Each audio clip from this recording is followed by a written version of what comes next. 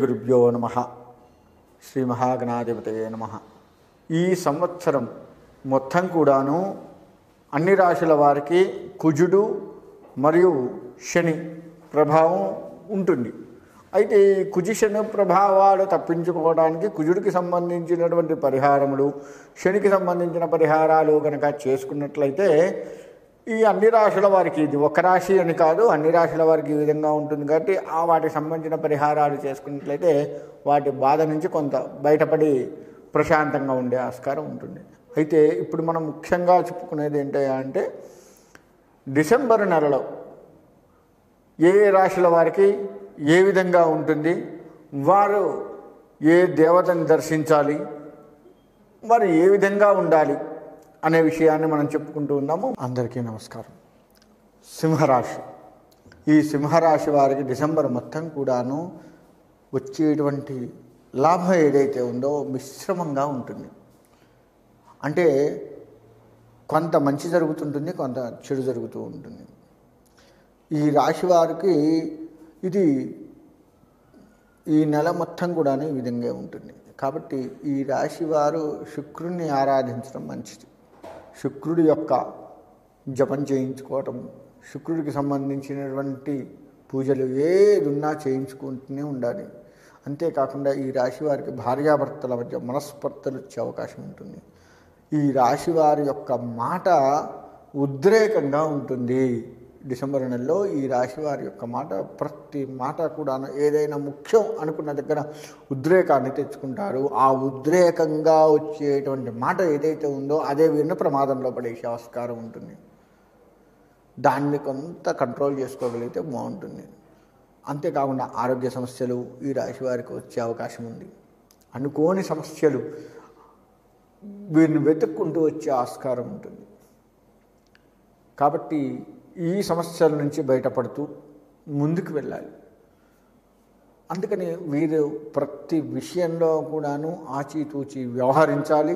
అంతేకాకుండా ఉద్రేకానికి ఎట్టి పరిస్థితుల్లో కూడా ఉండద్దు. కుటుంబ కలహాలు వీరికి ఈ నెలలో ఎక్కువగా ఉండే అవకాశం బాగా కనపడుతుంది.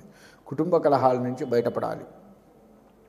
అటువంటివి అంటే చిన్న చిన్న విషయాల మీద కూడా వీరు తెచ్చుకునే కోపం ఏదైతే ఉందో ఆ కోపమే వీరి కుటుంబంలో విభేదాలు తీసుకొచ్చే అవకాశం ఉంటుంది. ఇటు ఆడవారు కావచ్చు, మగవారు కావచ్చు, ఎవరైనా కావచ్చు, కుటుంబ పరంగా జాగ్రత్త వహించాలి. ప్రతి విషయము కూడాను ఆచితూచి వ్యవహరించాలి. ఈ నెల మొత్తం కూడాను వీరికి ఇదే కనపడుతుంది. కాబట్టి ఈ డిసెంబర్ నెలలో ఈ సింహరాశి వారు ఎవరైతే ఉన్నారో వారు ఆచితూచి వ్యవహరిస్తూ ఉండాలి. శుక్రుడిని బాగా ఆరాధించాలి. శుక్రుడు రాక్షసులకు గురువు, గుర్తుపెట్టుకోండి. శుక్రుడు మరి రాక్షసుల గురువు కదండి, ఆయన ఆరాధిస్తే రాక్షసత్వం ఎక్కువగా వస్తుందండి అని అనుకుంటాం. శుక్రుడిని ఆరాధించడం వల్ల రాక్షసత్వాన్ని నశింపచేస్తాడు. వాళ్ళకి గురువు అయినప్పటికీ వాళ్ళ ధర్మం వాళ్ళకు ఉంటుంది కదా, ఆ ధర్మాన్ని కాపాడుతూ శత్రు బాధ లేకుండా చేసుకున్నాడు. అంటే ఆ రాక్షసులకు శత్రువు ఎవరు? దేవుళ్ళు కదా. అంటే వీళ్ళు వాళ్ళ మీద పడి ఇబ్బంది పెట్టకుండా కాపాడుకుంటూ వచ్చాడు. అట్లానే మన యొక్క శత్రువు ఈ శుక్రుడిని ఆరాధించడం వల్ల మనలో ఉన్నటువంటి రాక్షసత్వం ఏదైతే ఉందో దాన్ని కంట్రోల్ చేస్తాడు. ఫస్ట్ తొందరపడి వాళ్ళ మీదకి పోకండిరా, వాళ్ళు మంచోళ్ళు, వాళ్ళని ఆచితూచి దెబ్బకొట్టాలి, ఇలా శుక్రుడు చేస్తూ ఉంటాడు కదా. దేవతల మీద ఏదన్నా యుద్ధం చేయాలి అంటే శుక్రుడు ఏం చేస్తుంటాడు? సమయాన్ని చూసి యుద్ధం చేయాలి కదా. అలానే ఈ శుక్రుడు కూడాను మనలో ఉన్నటువంటి దుష్ట శక్తిని ఆపుతుంటాడు. తద్వారా మంచి వాళ్ళ మీద మనం పడి వాళ్ళని ఇబ్బంది పెట్టి వాళ్ళ ఆగ్రహానికి గురై మనం జీవితాంతం కూడా ఇబ్బంది పడకుండా చేస్తూ ఉంటాడు. అందుకే శుక్రుడిని ఆరాధించమని చెప్పింది. మంచి వాళ్ళ మీద మనం యుద్ధం చేయొద్దు. గురువుల్ని దూషించడం కానీ, సన్యాసుల్ని దూషించడం కానీ, పీఠాధిపతులు, సన్యాసులు అంటే పీఠాధిపతులను దూషించడం కానీ, దేవతా దూషణ చేయటం కానీ, ఇటువంటివి చేయకుండా ఈ శుక్రుడు ఆపుతాడు. తద్వారా వాళ్ళ ఆగ్రహానికి మనం గురి కాకుండా మనల్ని మనం కాపాడుకున్న వాళ్ళం అవుతాం. అంటే ఎందుకు అంటున్నాను అంటే ఈ మాట ఈ రాశి వారికి ఎందుకు చెప్తున్నానంటే వీరికి దూకుడు స్వభావం ఎక్కువ. వీరు వీలైనంత వరకు తెల్లటి వస్త్రాలు ఈ డిసెంబర్ నెలలో ధరించండి. రోజు తెల్లటి వేయటం అంటే కుదరదు కదా అనుకుంటే మన మీద పాయింట్ కానీ షర్ట్ కానీ లేదా మనం జేబులో పెట్టుకునే కర్చీఫ్ అయినా సరే తెలుపు ఉండాలి. మనం పాయింట్ షర్ట్ తెలుపు వేసుకోలేము, కానీ కర్చీఫ్ అయితే చిన్నగా ఉంటుంది. దాన్ని తెల్లటి కర్చీఫ్ కనుక జేబులో పెట్టుకున్నట్లయితే మన దగ్గర తెలుపు వస్త్రం అయితే ఉన్నట్టే కదా. అలా తెలుపు వస్త్రాన్ని దగ్గర పెట్టుకుని ఈ నెలలో ఉన్నట్లయితే వీరికి కొంత మంచి జరిగే అవకాశం ఉంటుంది. శుక్రుడిని ఆరాధిస్తే ఇంకా మంచి జరిగే అవకాశం ఉంటుంది. వీరి మాట మాత్రం చాలా జాగ్రత్తగా ఉండాలి. వీరికి ఏంటంటే మిశ్రమంగా ఉంటుంది ఫలితం మొత్తం కూడాను. మంచి కూడాను సగం సగమే వచ్చే అవకాశం ఉంది, చెడు సగం సగం వచ్చే అవకాశం ఉంటుంది.